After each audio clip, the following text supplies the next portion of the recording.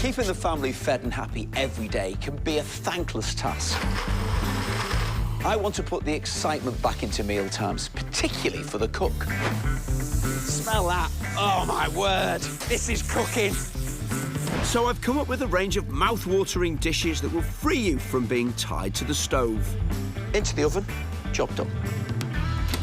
Recipes that are easy to make, delicious to eat, and add a bit of adventure to mealtimes.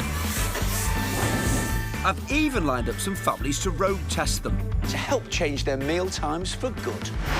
Does it even need cooking?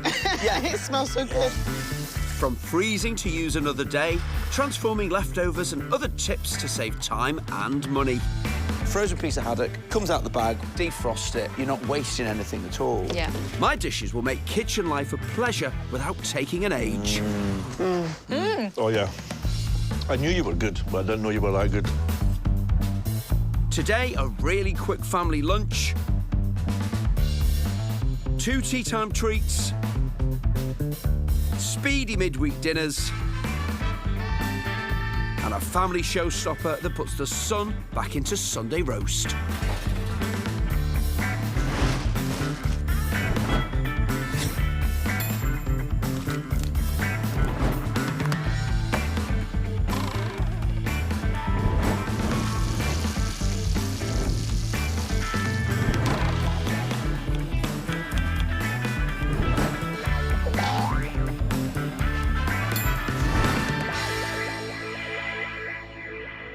Many of us cook the same dishes week in, week out. With little time, it's always easier to cook something we know everyone will eat. But often, that means we just get bored of eating the same old faithfuls. Meet the Barnards from Essex. I'm Lisa. I'm married to Jamie. We have 4 children. Hi, I'm Frankie. I'm Florence. I'm Lenny. I'm Jack. Like many families who cook the same old dishes, mealtimes have become way too predictable. On Monday, we eat spaghetti bolognese. On Tuesday, we eat pizza. On Wednesday, we eat chicken pasta. Thursday is chili. Friday night is curry night. And on Saturday, we have stew. Is it true that your shopping list hasn't changed in 15 years? Yes, absolutely. My food shopping, I've got to be honest, is done online. I tend to buy the same stuff. It takes me half an hour, and there I have my week's shopping. And is it Groundhog Day? Yes. You open the bag, here we go again. Yes. Come on, guys, dinner's ready. I do get told off. Not that again, Mum. If you're stuck in a rut, I think what you have to do is move yourself outside of the comfort zone. It's hard, though. I've lost that mojo. I just haven't got that excitement anymore. It's the fight every single day. I'd love them to say to me, Mum, that was delish. And it never happens? No, it's never happened. I'm giving Lisa some new recipes, from a showstopper to quick lunches and easy treats, to get her out of her rut without spending a fortune or hours at the stove. First, a simple, fast and delicious dinner.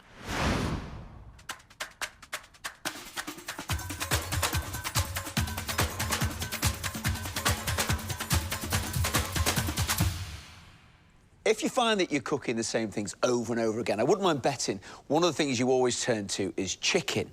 Well, we're going to do a dish that you could do with chicken, but to get you out of that rut, we're going to do it with duck legs. We can just do a little rub on this and turn it into something quite delicious. A little pinch of cinnamon, and then some paprika goes on there, and the paprika is smoked. So that means, of course, that when it cooks, you get that barbecue-y, rich, outside-y feel to it.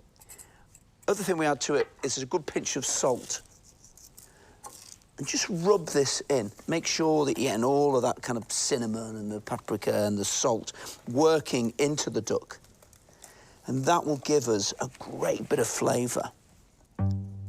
Add thyme, garlic and a drizzle of olive oil, and in just a couple of minutes, they're ready to roast. and we pop them into a relatively low oven. You're looking about 160 degrees. You're roasting them for 30 minutes, 40 minutes, 50 minutes. What you want is for them to be really lovely and soft, so all of that duck is starting to fall off the bone. One really simple way to ring the changes is to add colour to the plate. There's nothing better than red cabbage. If this doesn't get Lisa's family out of a mealtime rut, nothing will. It's so quick and easy. Mix a sliced red onion with shredded red cabbage, add an aromatic bay leaf and a dash of white wine and some red wine vinegar, then toss together with demerara sugar. It takes only 5 minutes to prepare before it gets 40 minutes in the oven. And that's the joy of this as a dish, because the cabbage looks after itself, and the duck, because it's nice and fatty, unlike a bit of chicken which might dry out, the duck is really full of fat, so that pretty much looks after itself as well. This means Lisa can spend more time with the kids, especially as this meal's completed by another time saver. Bit of leftover mash, so you cook loads of mash, keeps them in the fridge, it'll last for a few days, puts them in the freezer, then you've always got it ready. Now, whether you make your own mash or buy ready-made or frozen, add spring onion for colour and flavour, then bind them with egg and flour.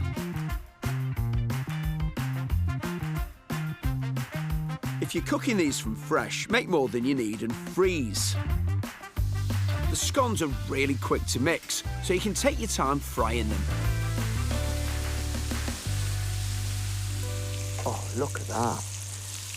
That is absolutely perfect. I'm actually scared to turn the other three over now, because I know they're not going to be as good.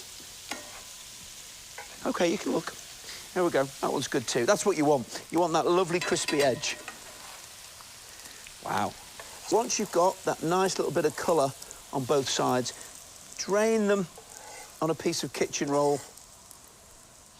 They sit there. The cabbage is ready. The duck is ready.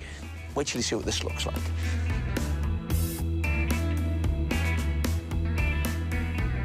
Duck isn't always more expensive than chicken, and it's just as versatile to cook a double batch to use for a different meal. If you want to kind of use it in another way, shred all the meat off it when it's cooked, freeze it, and then pancakes, little Chinese pancakes, spring onion, cucumber, some of the shredded duck, plum sauce. How nice would that be for your lunch? That is a great, great dish. It's far more exciting than carrying on cooking in the same way with a bit of chicken. Look at that, that is fantastic.